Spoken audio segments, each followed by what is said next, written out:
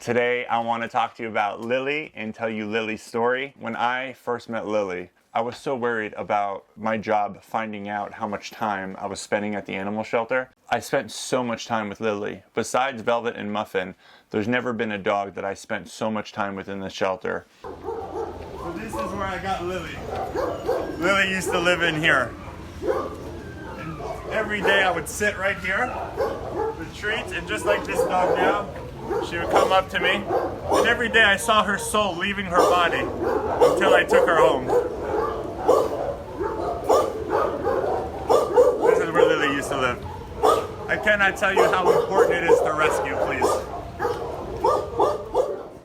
They found her sleeping in a puddle at night behind a dumpster, which Lillie did like her trash back in the day. She used to knock over the garbage all the time, so that's really funny. But yeah, they found her sleeping in a puddle. Someone called animal control. They got her at night. It was pouring rain. She was just passed out. They didn't know if she was alive. She was super sick. They didn't know why, but they could tell she was sick, and that was part of the reason. So they were very convinced that because it was a St. Bernard, not very old, they said she was 5 years old. They were very convinced that someone had lost her, that she ran away by accident or something like that. I think it was around July 4th, so that happens a lot because of fireworks. But they waited 3 weeks. They wouldn't put her up for adoption for 3 weeks, and I went there just about every single day. No lie, almost every single day I went to visit her. I brought her treats. One thing that was really heartbreaking was that every day, not every day, but after a few days, I could tell like she was losing her spark. She was losing faith. Like, it got to the point where I don't think that she thought I was going to rescue her. That I don't think she, like, I think in the beginning she was like, this guy is getting me out of here today. Like, we're going to go for a walk today. We're going to do this today. I wasn't allowed to take her out. I wasn't allowed to take her anywhere. No one took her out. They weren't allowed to. So it wasn't, especially knowing Lillie now, it just was not a good environment for her at all. And she was just getting so sad. And I would always tell her, like, don't lose hope. And I used to tell her, like, I used to basically, the Asher house did not exist yet. I used to tell her, we're going to travel all around the country, Lillie. I promised her, I was like, I promise I'm going to take you to see snow. You're going to see this, you're going to see that. I looked crazy, but I really felt like I needed to give her hope. I just didn't want her to die. Like, that's how bad it got. And then when it came to the time to adopt her, I was very excited. Of course, I was the first one there, and I thought there was going to be like a line of people to adopt her. But because of her getting so sick, there was one other person there. And I just said to her, I said, hey, I just want you, I was like, I'm not, if you really want to adopt this dog, I totally understand.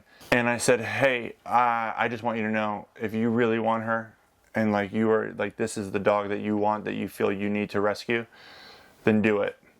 But I just want you to know, I've been coming to visit her every single day for the past 3 weeks. Like, I've seen her fade. I so badly want to adopt her. And she was like, oh yeah, like, I'm not even that convinced, go for it. It was super easy. It really was. I was like, yeah, if it was that easy, she didn't want that dog that bad. I adopted her. I was so happy. At that time, I think I had 5 dogs. She didn't even want to go near them. The first few days, she just slept in the bathroom. She went to like areas of the house that were as like bathrooms, closets, just where she could separate herself. And she did that for a long time. But then on day number 2 or 3, we found out why she was so sick. And she was getting these awful seizures, like all throughout the night.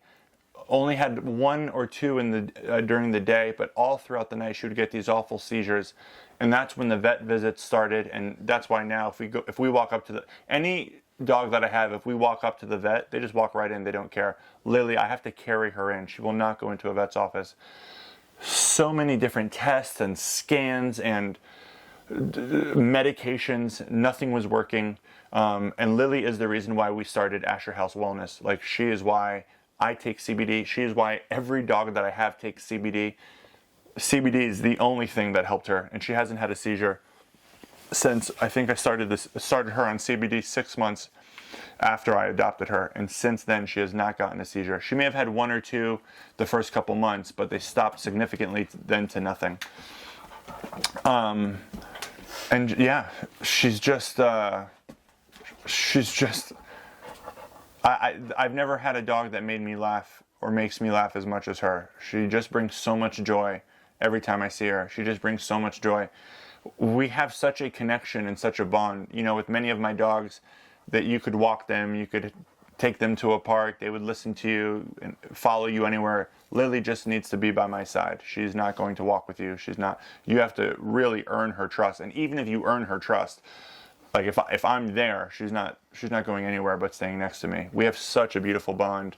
And she's another dog that is just a reminder of how worth it she is. Like, I think a lot of people would have given up.